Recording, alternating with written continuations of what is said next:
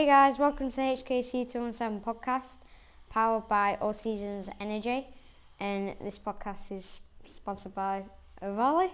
Yeah. Am I getting an invoice after this? Is that what's like? Oh. I'm just going to say a couple of questions, and you just answer. You fire away. First one, can you just give us a brief summary of your career? Oh dear, my career. I started in late 2000. So 22 years ago, which makes me sound very old. I was actually a bit of a late start. I didn't race until I was 14 to 15. I started on mini motos, moved up into the Aprilia Super Team 125 Challenge as it was back in the day. Then moved on to a Supersport 400, not a 600, at MRO Bempsey. And then I actually had quite a big jump after that. The way things were at the time, we couldn't afford to run a 600 in British Supersport. So we ran a Superstock 1000, so I went from a 400 to a 1000 as a 16 to 17 year old, which was a massive jump at the time, onto a Kawasaki ZX10 in British Championship, so huge jump for me.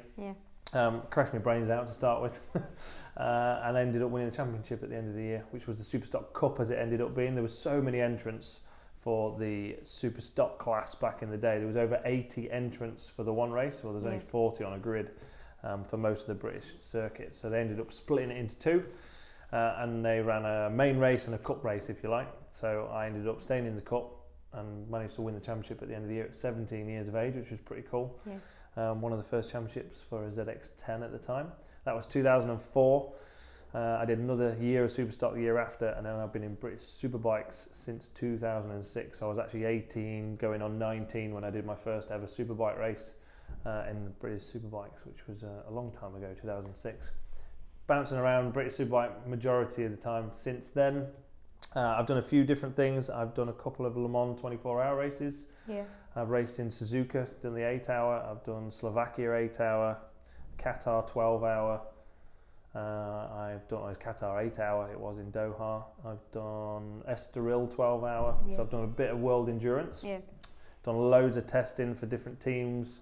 Whether it be endurance, also Dunlop tyre testing as well, which is quite an interesting thing that not many people actually get a chance to do.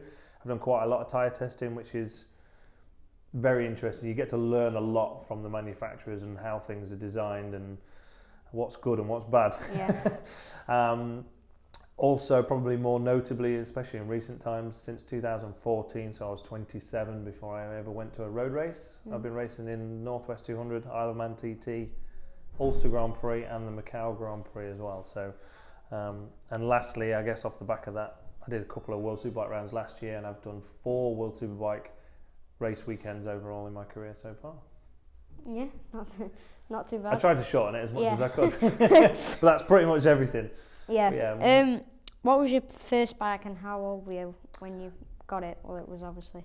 So I actually, Minimoto wasn't my first bike, but I grew up around racing. So my dad used to race back in the 70s, race Grand Prix level as well. So my dad actually raced at Grand Prix, had a really bad accident, ended up being in the hospital for nearly 2 years, not good, came back out, never raced again, but was already a mechanic, development engineer, ran different teams at Grand Prix level even, so 250s and 125s.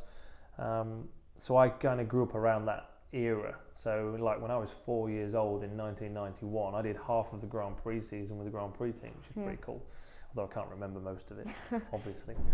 So I've always grown up around bikes and I've always wanted to race bikes. My dad would never let me have one, push me to football, cricket, golf, darts, anything that was low risk and high wages. That's what he wanted me to do. My answer to that was I bought a Kawasaki AR50 and a wheelbarrow full of bits. It had not ran for about 10 years off a mate for 50 quid. I was 12 years old when I bought it. That all came about because I went to Cadwell Park as an 11-year-old and Casey Stoner, Chaz Davies, all them sorts of riders were riding in the Aprilia Super Team Challenge at the time at the British Championship. So I was there as an 11-year-old and it came over the tannoy. Casey Stoner's 12 years old and I was like, 12 years old, I'm only 11, I can do that in a year's time. And Dad was like, absolutely no chance. So I used to get £1 a week pocket money at the time, that's all I got. So I saved my money for a whole year, so I had 50 quid and I went and bought an AR50 and a wheelbarrow full of bits and hid it around the back of the house because I didn't tell my dad that I bought a bike. That's how it all started. Pretty cool. Can you remember your first win? Ooh, that is a good question, actually. It would have been a mini moto race, and it would have been in 2001. Can't really tell you where it was at. Not entirely sure. Can you tell us how old were you? Yeah, so I'd have been 13, 14 at the time. So that's when I kind of started racing. So I had a bike for about a year before I actually even went racing, and even my dad was still trying to stop me from racing at that point. The scene at the time, there was no mini GP bikes like what you're racing now. There was none of that. There was no pit bikes. There was only mini motos. So, but there was proper British Championships for it. Yeah. I was in the British Championship. It had been a British Championship race somewhere, but I don't know. Back then there was many different clubs. Like we only really have the 2 clubs now with B&B and Fab. Yeah. Back then there was maybe 8 or 10 different clubs.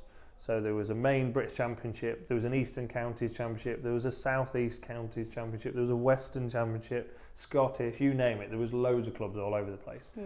We mainly concentrated on 2 or 3 of them. I finished second in the Eastern County Championship. Can't remember where I was in the South East one, and I was top 10 in British, somewhere like that. But I would have won some races. I just can't tell you exactly where and when exactly, but I was 13-ish at the time. Cool. What made you want to join the TT? Many different reasons for joining the TT. I'd been in British Championship for a long time. You'll learn this as you go along. It's not very easy. It's a tough sport that you've chosen, or we've chosen. I'd been a solid rider, I think I would class myself as. I wasn't necessarily a front runner all the time, but I was constant top 10 in British Championship, British Superbike. I was constant top 10. I wasn't getting paid anything. I still had a full-time job and all the rest of it. And it came to a point where I was not going to get a ride unless I paid a big amount of money for it. Yeah. We're talking back then, even 10 years ago, like £50,000 to try and get a ride, and that ride would only get me a mediocre ride in a mediocre team on a bike that wasn't really capable. I didn't have that sort of money. I was in a lot of debt because I'd spent all my money on racing all them years, and decided I wanted to keep racing somehow. And how could I keep racing? I was 27 at the time, so I'd been racing 1000cc bikes for 10 years by that point. Yeah. And decided that I was mature enough, had enough experience to be able to go to the roads and be safe. So not just about being fast, the roads you have to be safe. Yeah. Got to have a good head on your shoulders, not be an idiot. So that was 2014. I decided I'd go road racing, just try it out, see how I got on. I could do it very cheaply compared to British Superbikes. Yeah. I had to still pay for everything, but it was very cheap, and I got help. And I had people coming to me saying, "Oh, I'll pay for your tyres, and I'll pay you an extra grand to put a sticker on your helmet." And all of a sudden, things changed really. I'd not seen that side of the sport before from a British Championship point of view, but from road racing, people really wanted to get involved. So I went to the Northwest. I finished 9th in my first ever road race, right behind Guy Martin. I finished less than a second behind him in my first race. Cool. And at the time, he was like a massive, as he still is, a big name in the sport. But at the time, everything was around him, and I finished right behind him. And I thought, well, that's my first race. So if I can do that in race 1, where am I going to end up? Well, how long was he racing for at that time when you? He was towards the end of his career, but he was still podium at the TT at the time. Yeah. So in 2014. So I think he was on a Taiko Suzuki at the time. Not too bad. So yeah, off the back of that, I ended up going to the TT. I actually finished 11th in the senior that year. So I finished. Where did I finish?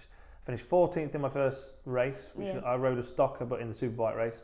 I finished 14th in the superbike race. I did 126 mile an hour in my first race. I did 126 mile an hour in the stock race, and I finished 8th as a newcomer.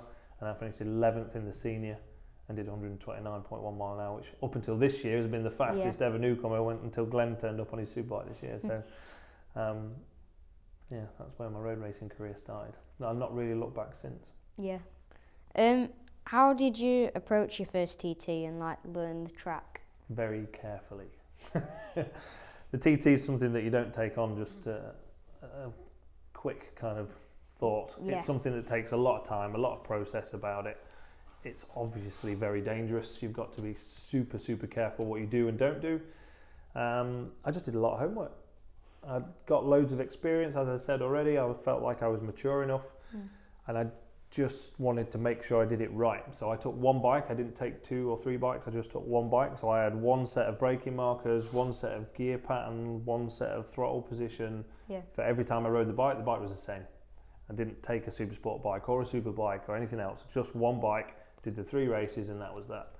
And I did a lot of prep. I went before the event. I did 7 separate trips between January the 1st and April the 30th. So before TT started, I did 7 different trips, 2 days a trip, at least 5 laps in a car every day. Which 5 laps doesn't sound a lot, but it takes an hour in a car. Yeah. So it was 5 hours every day of just driving round and round in a 1 litre Fiesta. I watched loads of onboard videos. I actually didn't watch loads. I watched quite a few until I found one that I liked. Yeah. And it was a Gary Johnson lap from the year previous, actually. It was a 2013 lap. It was a Thursday night practice, so it wasn't even a race lap, but it was about 128 mile an hour. So not stupidly fast, but fast enough. It was dead clear, clean. He didn't pass anyone. You could see everything, you could hear everything. So for me, a really important thing is getting gear changes right. Make sure you're in the correct gears for the correct corners, because the gear actually determines your speed through the corner more than brakes do or throttle does. It's about the gear. So I really wanted to understand where he was, and once I found that lap, I just watched that lap over and over and over and over, and then I'd drive the course, I'd watch the lap, I'd drive the course, I'd watch the lap, and I'd go through in my head where I think I wanted to change it. So there were some corners he was in 4th gear through, which on TT gearing is super fast. Yeah. So for me, I was looking at the corner going, I'm not sure I want to be in 4th gear. So for my first few laps, I was in 3rd gear. I deliberately came back another gear to slow myself down. So you could learn it. So that I didn't go through too fast and scare myself or hurt myself. So there's a big thought process went into it over probably 6 months of actually doing my first TT. Do you have any superstitious habits before going racing or? Not really. I'm not a very superstitious person. The only thing I would say is I do have a little routine. Yeah. But if I was out of that routine, it wouldn't really bother me. But like when I put my leathers on, it's always like right leg, right boot, left boot, right arm, right glove, left. I don't know why. Same with me. But that's just the way I've always got ready. That's what I do. But if I did it different, it wouldn't really bother me. Yeah. I'm not particularly superstitious. What's your favourite BSB track? Ooh. I don't really have a favourite.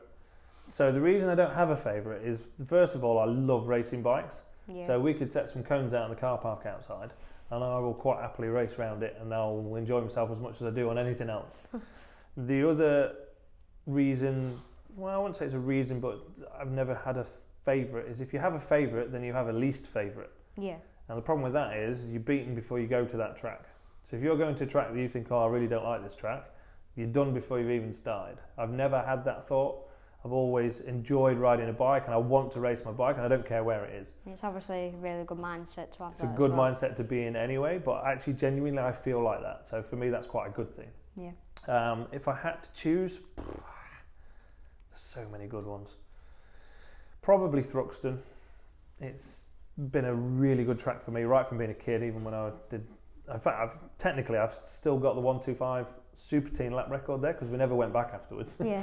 But anyway, I was the only rider to do a 134 lap there. Everyone else was 135s. But yeah, it's been a super good track for me.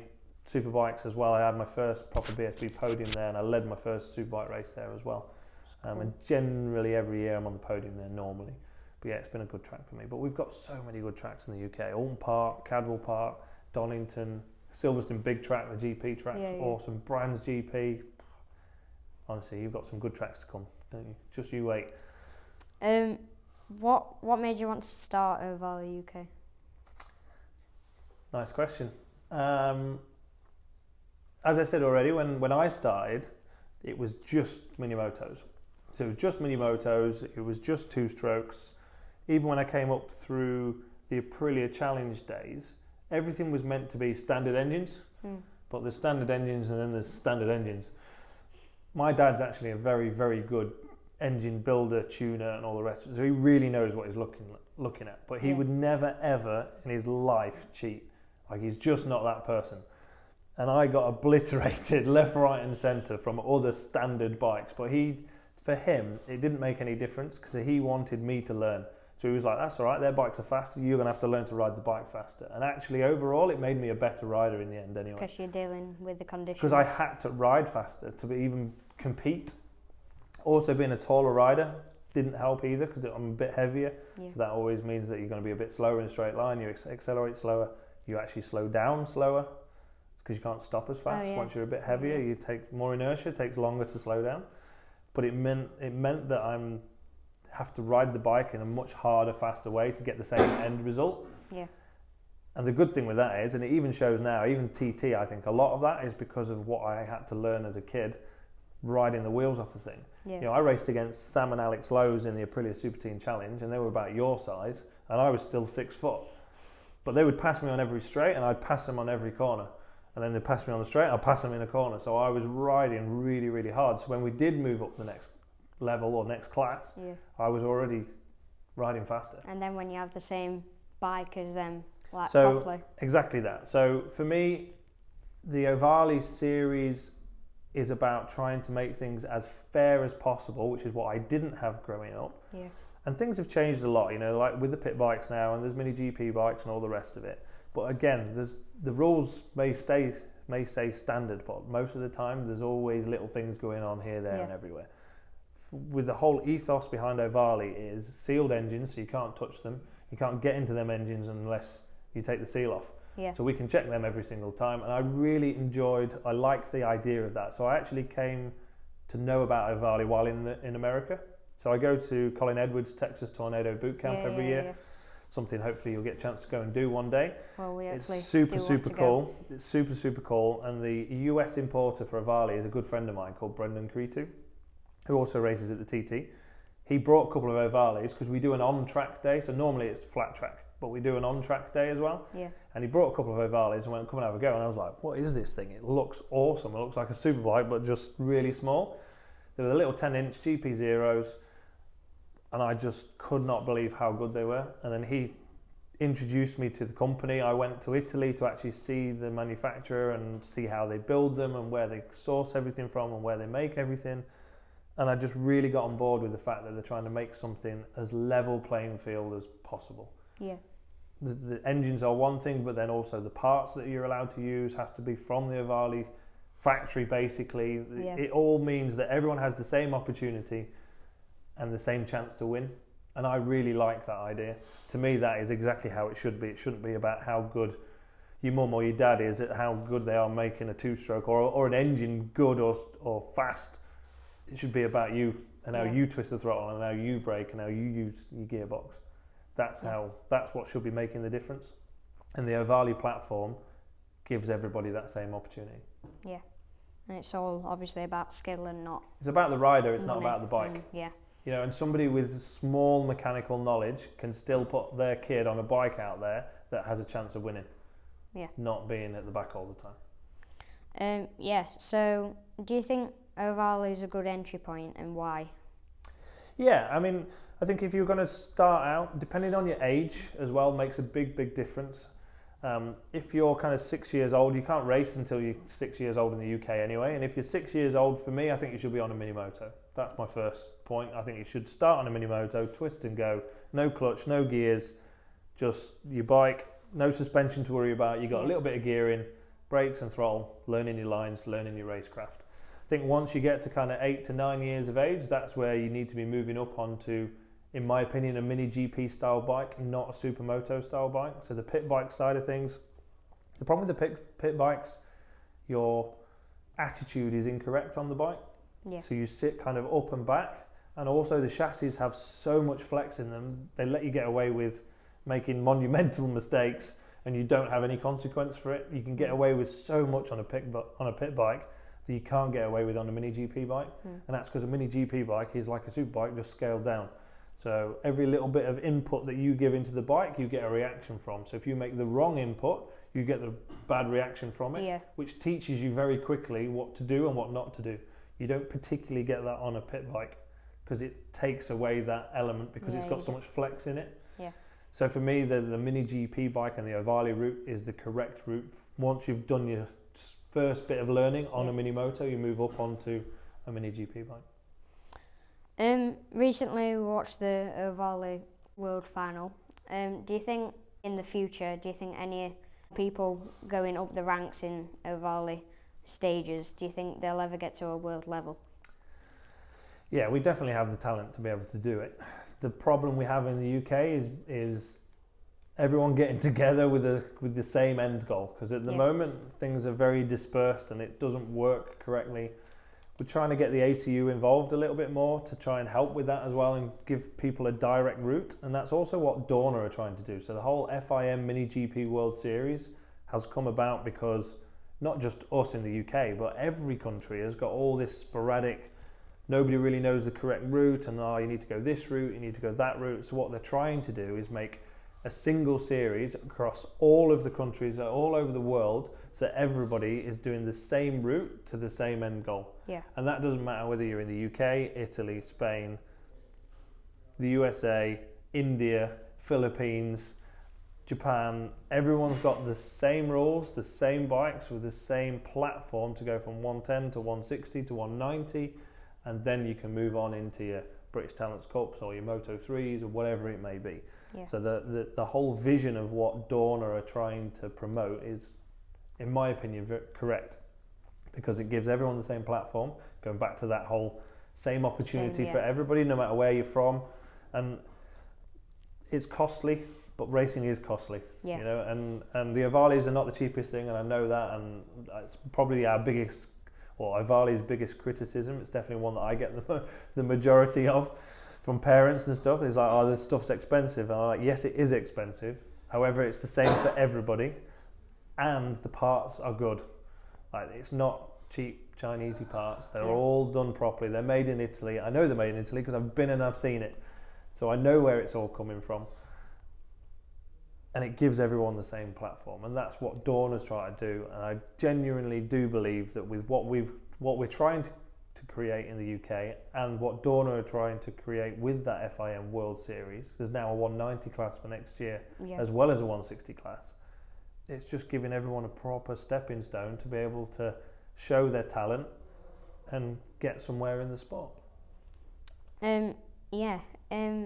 Obviously you want to try squeeze everyone into where the end goal is. So, and it's just nice to have everyone scooping up into one. Yeah, everyone kind of pushing towards the same end goal and from the same platform. That's the biggest thing. It's like, it's not this bike, it's not that bike, it's this and that's it. And then you just keep going with the same thing and building up and building up. Bear in mind, Ohvale make a 250 like a Moto 3 bike as well. They already make a GP2 now, which is 12 inch. So you have a 10 inch 110 and 160. We've now got a 12 inch 190. They've already got a 17 inch Aprilia SP 250. They're more than likely going to do something in between, I would have thought, at some point, because it would make sense to have that next step from a 12 to a 17. There's nothing in the middle. You have to be a little bit careful, I think, not only in the UK, but kart tracks. For me, 17 inch bikes, big to be on a kart track. So I think there needs to be that in between step. Whether they do or not, I don't really know, but that's what, in my head, I can see that coming from what I think. But I think that's what we need, and especially in the UK, we need to all actually group together and head in the same direction.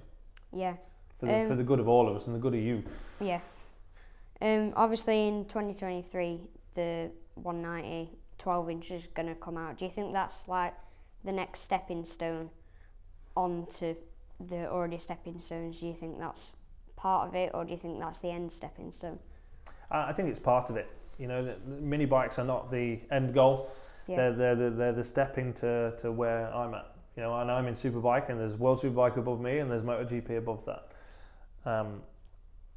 The mini bike series is all about teaching you guys and girls how to conduct yourself at a circuit, how to learn how to ride a bike properly, how to race against each other properly, fairly as much as anything else. Ready for when you move up to British Championship or European or World or wherever you're going to end up. It's about teaching you correctly first. That's the whole point of the mini series, which is what we need to build correctly so that you all know what you're doing by the time you go to, like the FIM. You saw how it ran, the FIM Mini GP World Series. There was proper grids. There was a proper set out platform, Amazing. exactly as the MotoGP runs. It's exactly the same. Yeah. You know, the way that they structured all of it was just, it was literally a mini GP, which is the whole point. You know, because then when you do come to a British Championship or wherever you're going to go, you know what to do straight away because you've done it. And that's what we need to create more here in the UK as well. One fun last question. What's your favourite bike? It doesn't have to be a bike that you've rode, just generally your favourite bike. Generally favourite bike? Loads. But I would say a bike that, or any of the current crop of MotoGP bikes, they're just ridiculous and amazing, all in the same thing for me. So I've never had chance to ride a MotoGP bike. Yeah. I've ridden a CRT bike, so like almost so an Aprilia engined CRT bike, but I've not ridden a proper MotoGP bike yet, which I probably never will get a chance. I'm too tall and too big, but anyway. The Ducati looks ridiculous. Looks a little bit like an alien. I think if I had a choice of all of them right now, I think I'd ride the Aprilia. I think if they're all lined up, I think I'd want to have a go on the Aprilia. I think it looks nice, works nice. Yeah.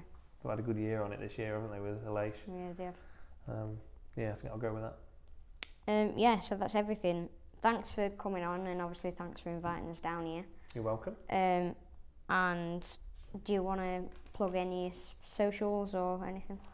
I'm not too bothered about my socials as such, but anybody that is interested in obviously getting involved in Ohvale, whether it be from a 110 or 160, 190 or anything else, then yeah, head over to the Ohvale pages. We're on Facebook, Instagram, mainly them two. You can have a look at my website, which is peterhickman.net.